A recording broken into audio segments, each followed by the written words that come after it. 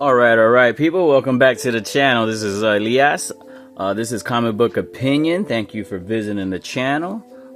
So this week, I'm gonna make a video of the stuff that I got today, this week, and the reads. I got no old school finds, and I only got one cover of the week.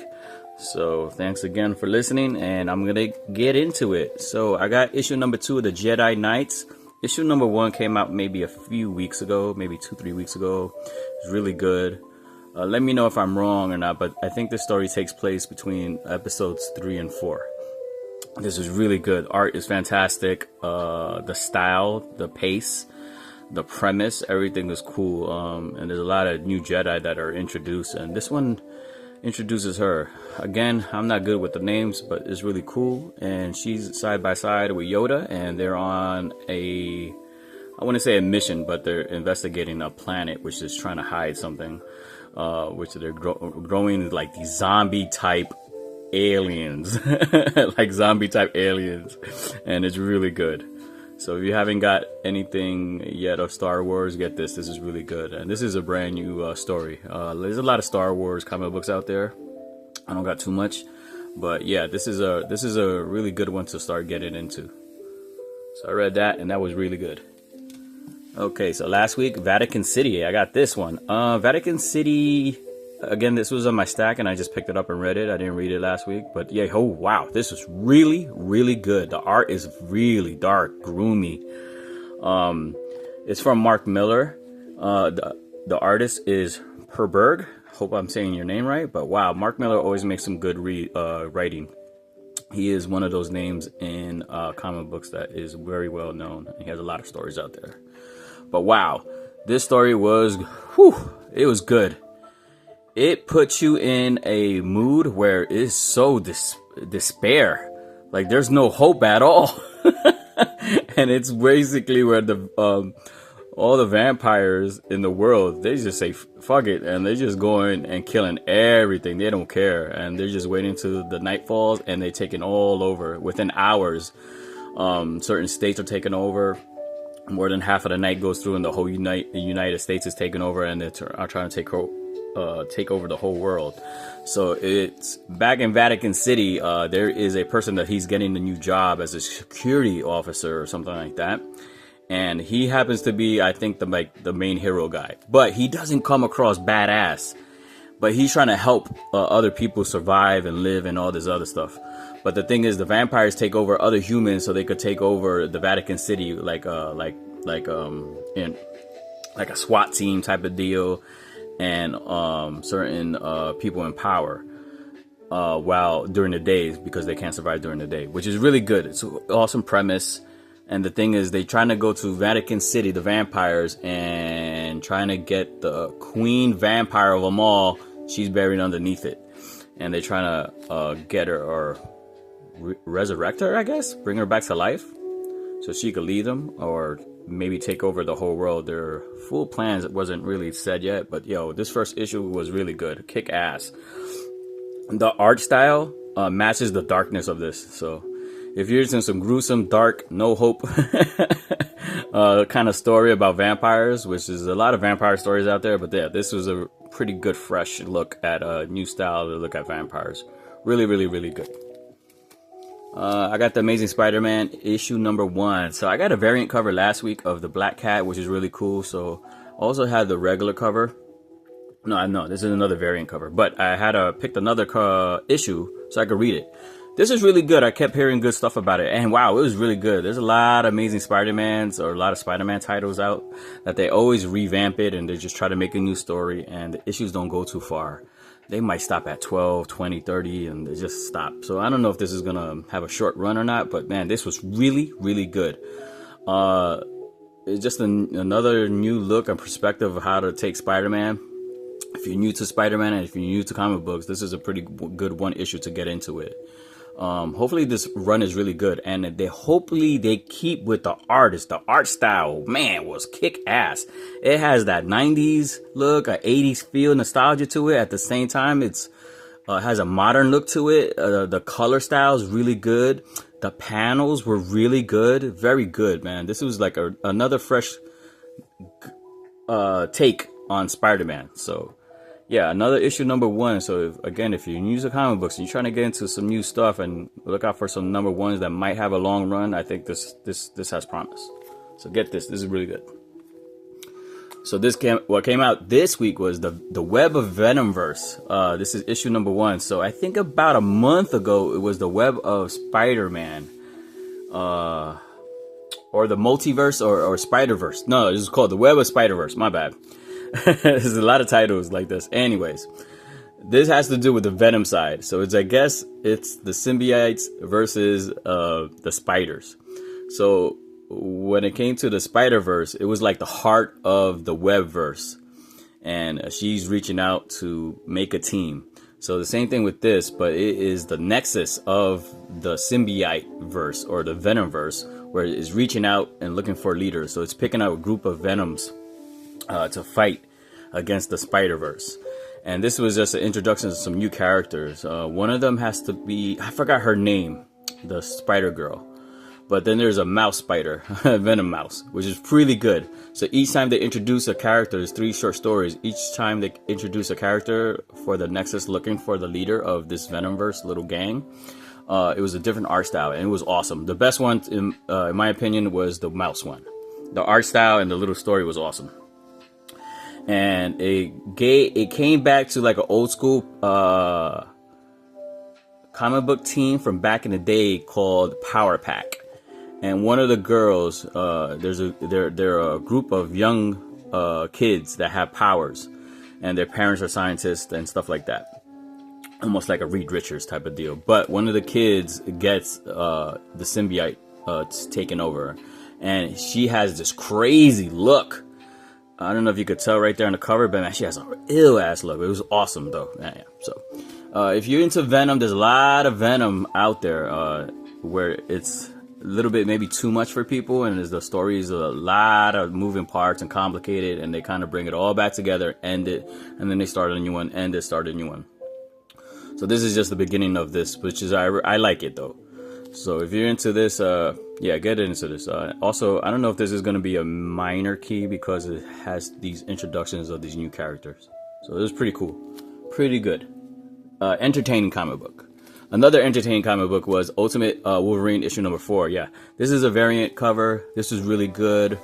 So what was really unique about this particular issue? Every time there's Ultimate titles, they have a new approach on how to read the comic book, or how the pace is, and just the overall theme of it. And this was, the half of the book was a narration of 4 people talking, and it showed you a perspective or a fight between a wolf and a bear and at the same time, but they're talking about Wolverine and try to keep him in check, because they're trying to sedate him and try to lock him up, but he's just killing everybody in the motherfucking lab. It was pretty badass.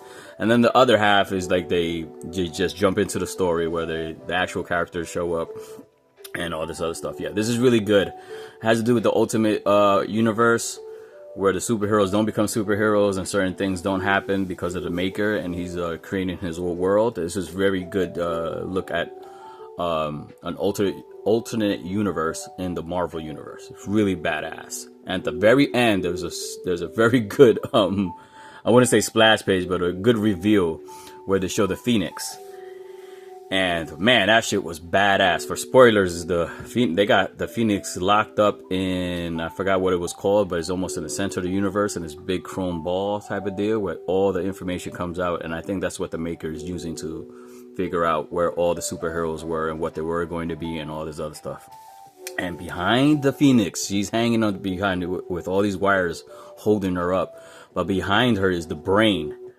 And it come to find out, I believe it's the brain of Charles Xavier. Holy shit. So the maker's using Charles Xavier brain with Phoenix's power. Oh man, fucking badass.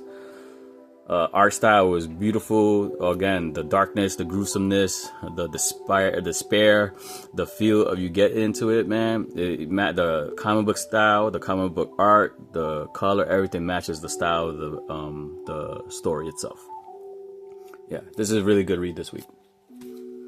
All right, another good. There was a lot of good reads this week. None fell short. So this was another really good read. Absolute Flash, issue number 2. So this might have came out 3-4 weeks ago. This whole Absolute DC characters that are getting into the Flash was really good. I don't have a lot of Flash comic books, but I did read Flash when I was younger, and I thought he was an okay character here and there. But yeah, this is another new perspective, fresh new look, a fresh new approach to Flash. Very good. So this is continuing with I think Barry's kid. His name is Wally, and he's just trying to figure out what happened to him with all the powers. And he has a pretty unique style of his power, just like the Flash, but he's trying to figure it out while this team is sent out to take him down. So it's more about the perspective of this team getting the Flash, or the new Flash. One of them was Glider. Can't remember the other guy's name, and she has a cool name, but the character design is really cool. She had the coolest character design. She's a skinny woman with a huge helmet on or something like that, with wires coming out the back. Fucking badass. She's throwing these force field ball things and capturing or protecting themselves and then capturing the Flash. And the Flash kind of moves so fast that he phases through it, which is badass. And there's certain aspects of the art where they kind of changed the style, and it was so badass. The art style was really good, fast paced. The narration was good. How they interpreted, how they affected the style was going on in the comic book with the word bubbles and the narration bubbles. It kind of interfered with it at the same time, giving you like a cool look. Yeah, that was badass. Again, another good read of for this week. Flash, issue number 2 in the Absolute Universe. Another good character to add to that stuff. It's really good. Get this. All right, so another really good read was the Usagi Yojimbo. This is 10,000 Plums Part 2. It was always a 5-part series. Introduces you to the whole big story. Wow, this is really good. This read almost like a horror film. It's really good. So Usagi and 2 of his friends, I can't remember. One of them's Jen, and the other one is his cousin or something like that, which is another rabbit. They run into this one particular town where they make plums, and the plum is their natural resource where they make the money and all this other stuff. Anyways, they come into a field where everybody's dead, and there's just this girl just standing there, and it's one of the soldier's daughter. So she can't talk. So they're trying to say, hey, what's going on? What happened? Who attacked all this? Da da da da da. And you kind of figure out it was her. So they send her home. Anyway, so they volunteer to hold watch later on that night to see if the attacker ever comes back or not. So they go into town and to the same soldier with a daughter, but his wife says, my wife hasn't returned yet, and all this other stuff. So they go back in town, try to find the wife of this particular soldier. My bad, it's the wife of this particular soldier that didn't come back. The daughter returned back home to rest and whatnot. Anyways, the whole thing kind of read like a big horror film, and then you find out that the daughter, that the mom's dead, and that the daughter killed it, and that the daughter's like a shapeshifter, changing person, like creature. And oh man, it was really good. Again, Usagi Yojimbo is one of those top tier comic books. Everything's perfect. The writing, the art style, everything's good. And these newer issues that have been out for, I think, maybe a year and a half now, maybe 2 years, they're all in color. So they're not doing it black and white no more. And that might put people off here and there, but if you could find yourself the black and white stories, man, get those. Get a hold of those. Those are really good. But the color ones are even more awesome. They're good. So yeah, this is another good read this week. Another really, really good read. Holy cow, was this Ninja Turtles issue number 8. Oh my god, every issue of this gets better and better and better. Now, I highly recommend you try to find the first couple of issues of this and get the whole run. This will blow your mind. It is the aftermath of what happens when Master Splinter dies. And the Turtles are trying to figure out what to do with themselves. in the not the beginning of this particular issue, but the whole story itself. Each for the turtles, each one of them goes their separate ways, and they find themselves trying to deal with life. They end up getting back together after being like maybe 2 or 3 years apart from each other. They come back to New York, and they come to find out that New York is run by a certain mayor guy that he has control of the Foot Clan, and he just letting crime spree. He don't care. The turtles cannot get along. They're always constantly fighting, right? So Leonardo is trying to do his best, trying to keep it in line. Michelangelo has a bad attitude, and Raphael can't take his shit no more. Michelangelo can't take his shit no more, and they're constantly fighting. Donatello, and it's each one of them what happened to them were the years they were separated.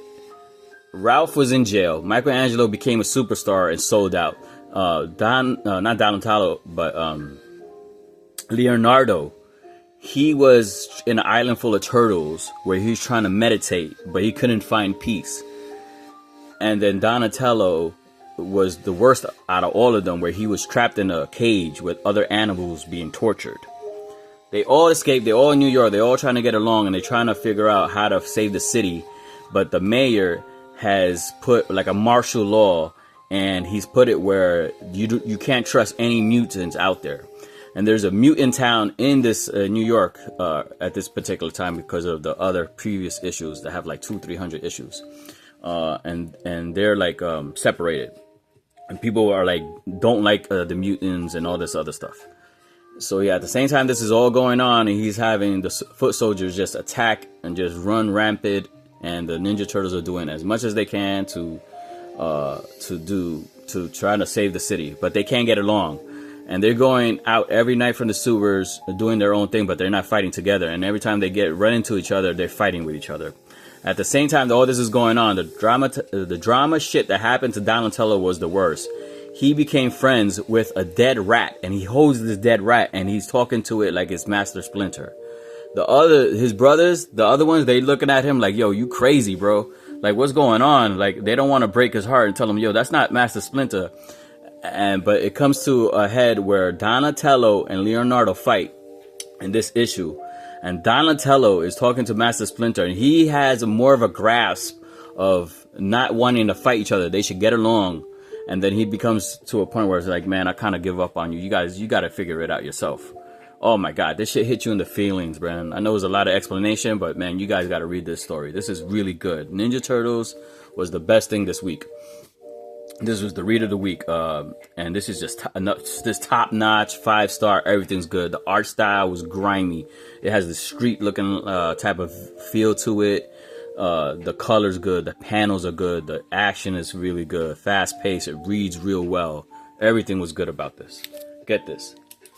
All right, so the last thing I'm going to talk about, and this is my cover of the week, is the Challengers of the Unknown. This is issue number 5. This is really good. But it wasn't my read of the week, but I'll talk about it. But this is my cover of the week. This is just beautiful. Composition, the color, everything pops. I'll do it at an angle so you won't get too much of that glare. But yeah, this was really good. The story takes place where the Challengers of the Unknown, I think there might be 5 members. And the last member, he is with the Justice League. His name is Rocky, the strong guy, which is a crazy name. Anyways. Come to find out that each one of the previous issues, there was 4 issues, so all 4 members had their own issue where they get possessed by the Omega energy, which is death itself coming from Darkseid. So Darkseid, my bad. And they're trying to figure out why the Rocky, the strong guy, hasn't been affected. And then it comes to a point where they don't know if it's Darkseid, but something happens with the power that because they're in outer space on a space station, and the Darkseid power, or that power that they're possessed with, takes over, has a major explosion, and is just trying to, I guess, take out that station or take out the Justice League, and the Justice League is trying to figure out with the help of Rocky and stuff like that. Yeah, very good, very good. It takes place. Well, it doesn't take place, but it gives you that old school vibe also. These are older characters from back in the day, the Challengers of the Unknown, and I don't think they were too popular. Maybe they were. They probably have a small cult following, but yeah, this was a really good thing about introducing these characters again and all this other stuff. So it comes to the point where there's a big robot, Ultravec is his name, and Ultravec kind of tries to attack the strong man, but they end up kind of working with each other, kind of talking it out, and then something happens when that big explosion of that power happens. They get brought back into time, and that's where it ends. Pretty good arc. So yeah, again, this is even with the other reads this week. This was really good. Challenges Unknown. At first, the first two issues, I wasn't gonna really stick with it, but I'm glad I did because it got better and better. It's getting better and better. And then again, this is my cover of the week. Alright, people, that's my thing. I don't got no comic book finds, and that's about it. So thanks for sticking with Comic Book Opinion. Thanks for listening. Again, let me know what y'all collected and what y'all thought about this week's read, comic book heads. Have a good one out there.